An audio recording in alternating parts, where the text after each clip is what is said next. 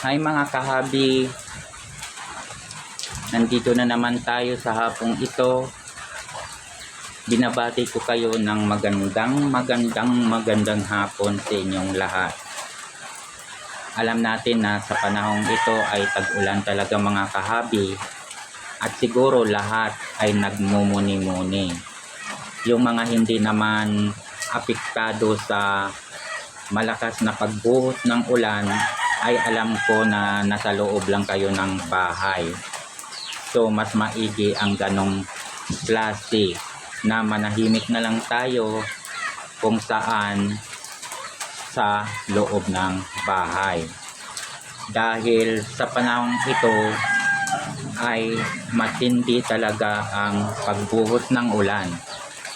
This is the rainy season, but it will also bring severe damage to many people anywhere in the world. Di po ba?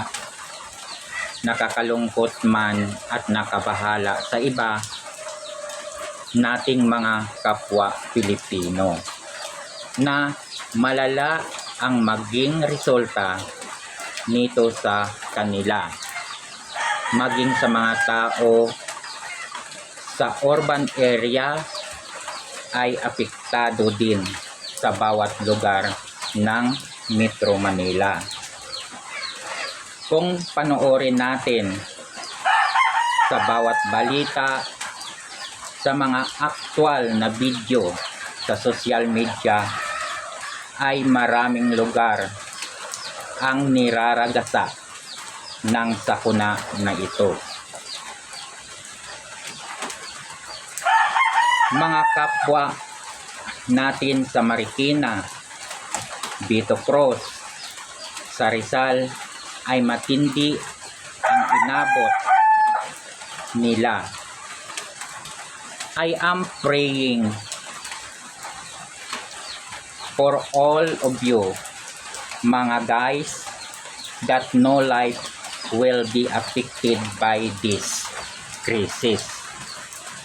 Kawawa naman din kung sakali, kasi yung mga kapwa natin sa bawat lugar na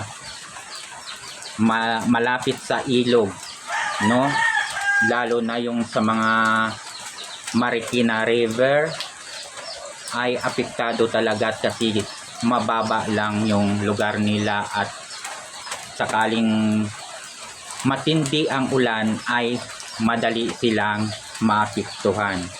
So mga kahabi, sana ipagdasal na lang natin yung mga kapwa natin na sana bago sila inabot ng matinding tubig baha ay nakapaglikas na sila at nakapunta na sa mga evacuation center para lamang na ma-save nila ang mga buhay nila, pati man ang buhay ng pamilya nila.